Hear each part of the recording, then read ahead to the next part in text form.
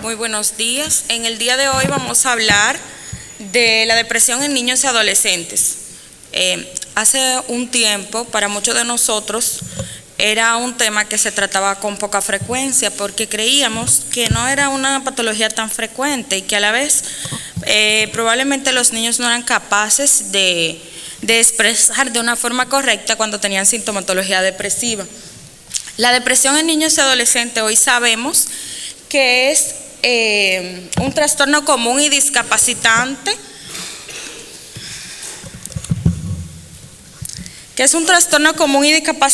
y que a menudo es recurrente y que puede generar marcada disfuncionabilidad tanto en el ambiente social, familiar, como en el ambiente escolar.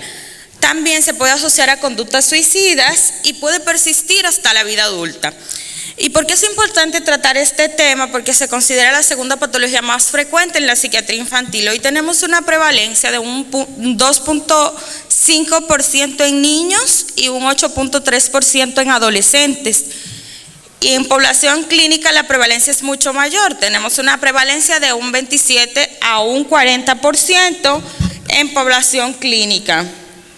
Entonces, debido a esto, perseguimos como objetivo en el día de hoy llegar hasta ustedes para presentarle una revisión acerca de la eficacia y la seguridad de los manejos existentes para la depresión en niños y adolescentes, que muchas veces y en la gran mayoría de los casos no están asociados al manejo convencional de la depresión del adulto. También queremos ayudar a entender que los niños y adolescentes se deben manejar de forma diferente. Históricamente, lo que se ha manejado a través del tiempo es que los niños y los adolescentes han sido manejados como adultos pequeños. Y creemos que la única diferencia que existe entre uno y otro es la contextura física. Y los abordajes comúnmente que utilizamos para esta población son los abordajes que han dado resultado en los adultos y lo dosificamos a menor cantidad como propósito de entender que también pueden funcionar en los niños. Entonces, antes de hablar del manejo integral, antes de elegir un plan de manejo para la depresión en niños y adolescentes, es necesario hacer un buen diagnóstico. En psiquiatría infantil nunca podemos tener un buen resultado hasta que no logramos tener un buen diagnóstico. Ese es inicial. Entonces, ¿por qué no tratamos síntomas? Tratamos un contexto completo del niño y del adolescente. Los síntomas en niños y en adolescentes no son el síntoma típico de la depresión del adulto. ¿Por qué no es el síntoma típico de la depresión del adulto? Por diferentes razones. Primero, porque estamos frente a un cerebro en desarrollo. Y segundo, porque estamos frente a un proceso cognitivo del ser humano en el cual las etapas del desarrollo cognitivo no le permiten ni al niño ni al adolescente conceptualizar los síntomas internalizados de una forma adecuada como lo hacen los adultos. Entonces, en edades entre 7 a 12 años, encontramos que la sintomatología más frecuente es quejas somáticas, agitación psicomotriz, agresividad, apatía. Vemos al niño que nos llevan los papás a la consulta y nos dicen, bueno, él está aburrido, ha bajado el rendimiento escolar, no le gusta nada, no obedece a las reglas, no obedece a las normas, tiene rechazo a ir a la escuela. El niño generalmente se queja de que tiene alguna molestia, algún malestar, que no quiere ir a la escuela, astenia. Y generalmente son niños que llegan culpabilizados, donde nosotros, porque los papás entienden que el niño llega porque es desobediente, que el niño no está siendo capaz de seguir las instrucciones de la casa.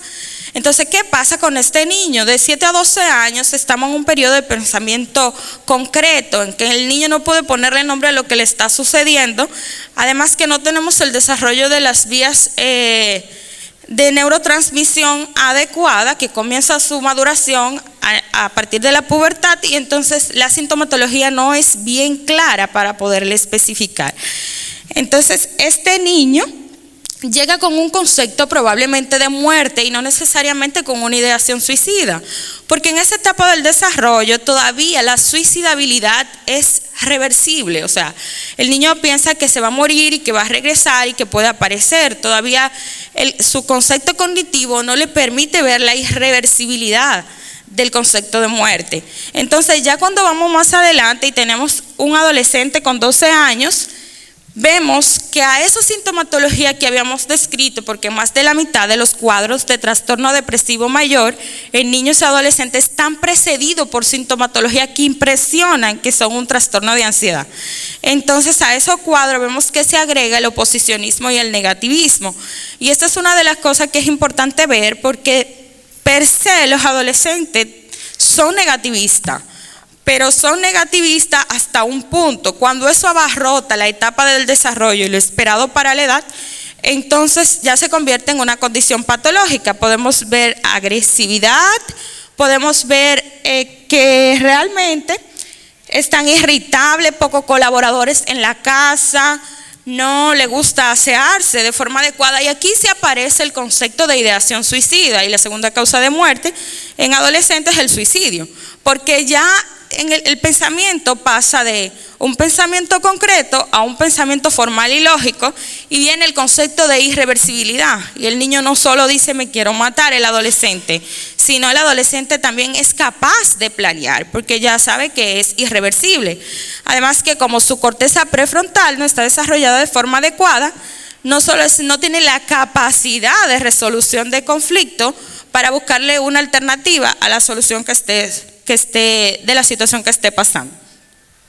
Entonces, para hacer un buen tratamiento, y vamos a hablar más adelante del tratamiento, en psiquiatría infantil y de la adolescencia es diferente. Generalmente cuando asumimos el rol de psiquiatras de adulto, entrevistamos el adulto de primera intención, porque el adulto es capaz de conceptualizar lo que le está sucediendo. Además que después que tiene 18 años, siguiendo los principios éticos, es confidencial la información que estás manejando con el adulto. En el adolescente es diferente. Si no entrevistas al adolescente primero, probablemente el adolescente haga resistencia a comentarte lo que está sucediendo. Está demostrado que los adolescentes son capaces de expresar con mayor claridad los síntomas internalizados que los papás. Entonces, puede ocurrir lo que un enlace no adecuado de la relación entre el médico y el paciente. Y el enlace no adecuado de la relación entre el médico y el paciente es el principal predictor de no respuesta al tratamiento en la depresión en adolescente.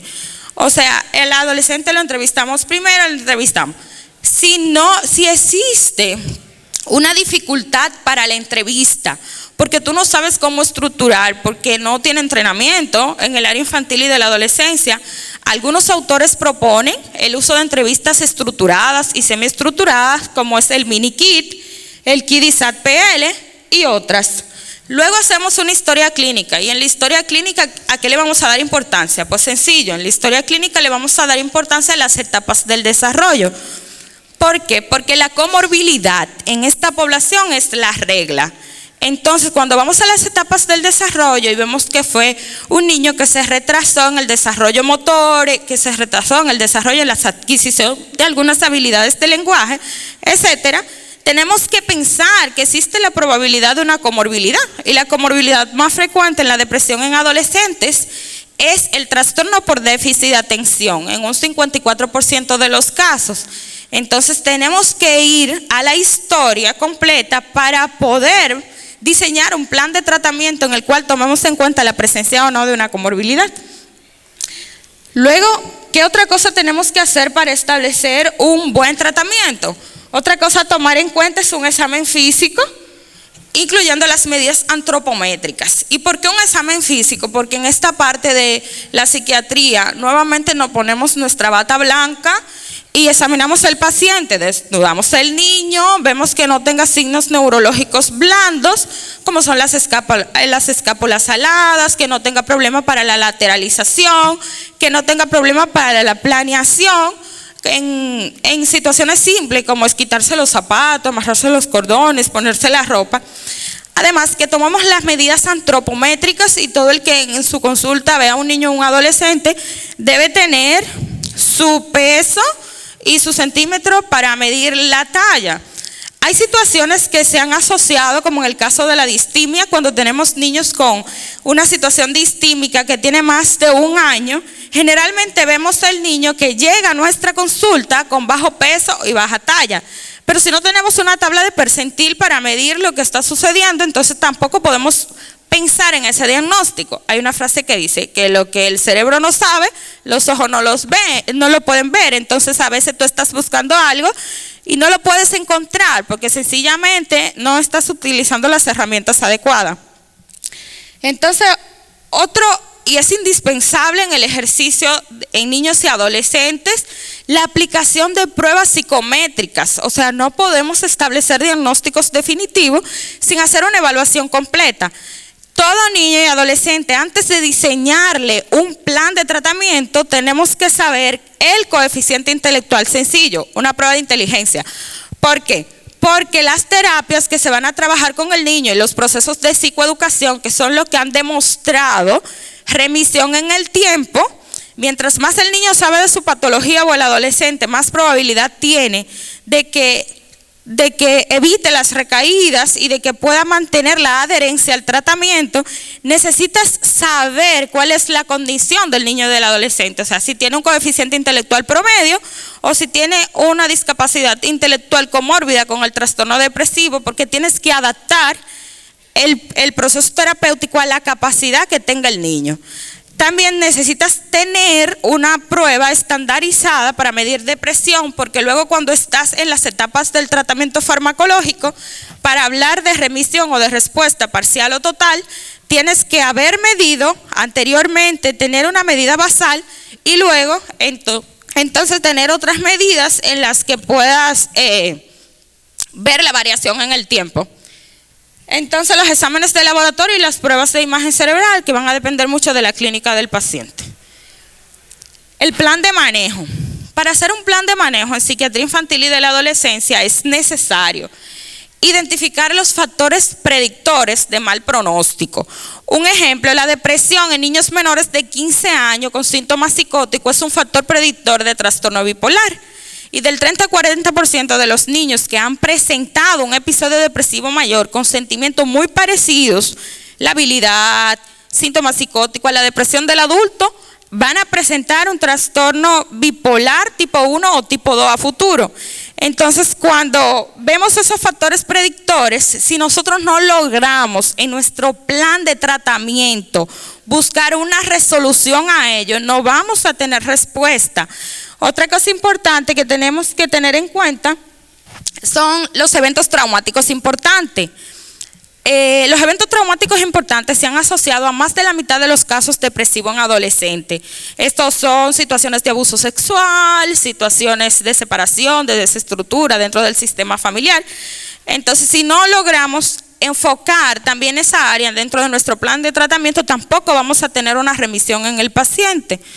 Entonces también tenemos que identificar los factores de buen pronóstico, porque el objetivo es fortalecerlos, como es el coeficiente intelectual y el inicio de la edad. Tiene mejor pronóstico lo que inicia la sintomatología depresiva a partir de los 15 años.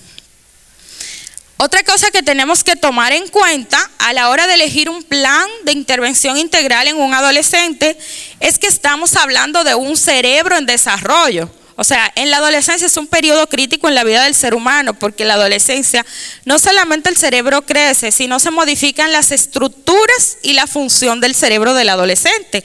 Y eso es importante porque en los estudios de neuropsicofarmacología del desarrollo se ha demostrado que la intervención durante los periodos críticos del desarrollo del ser humano con psicofármacos no siempre es beneficioso, en muchas ocasiones es riesgoso. Además explica por qué algunos adolescentes tienen más efectos secundarios que los adultos al ser expuestos a algunos psicofármacos específicos. Un ejemplo de esto es las exposiciones a los antipsicóticos atípicos, como es el caso de la risperidona, del aripiprazol. En los adolescentes hay más probabilidad de producir hiperprolactinemia clínica que en los adultos. Es porque su cerebro está en un proceso de desarrollo. Entonces, otra cosa a tener en cuenta al elegir el plan de tratamiento, y muy importante, es cuáles han sido los medicamentos que han demostrado eficacia y seguridad en el manejo en adolescentes y cuáles son los que están aprobados por la FDA y a qué dosis. Entonces, tenemos aprobación por la FDA de la fluoxetina a partir de los 7 años, tenemos aprobación por la FDA del escitalopram a partir de los 12 años. Sin embargo, actualmente no hay aprobación de la sertralina para tratamiento de depresión en niños y adolescentes. Y muchos de ustedes, cuando tenemos una depresión en el adulto, vemos como estándar de oro la sertralina para el manejo farmacológico, porque es bien tolerada, porque tiene menos efectos secundarios y por muchas otras razones. Sin embargo, en la adolescencia aún no ha sido aprobada, y eso se debe a que la sertralina tiene un metabolismo más rápido en el niño y en el adolescente.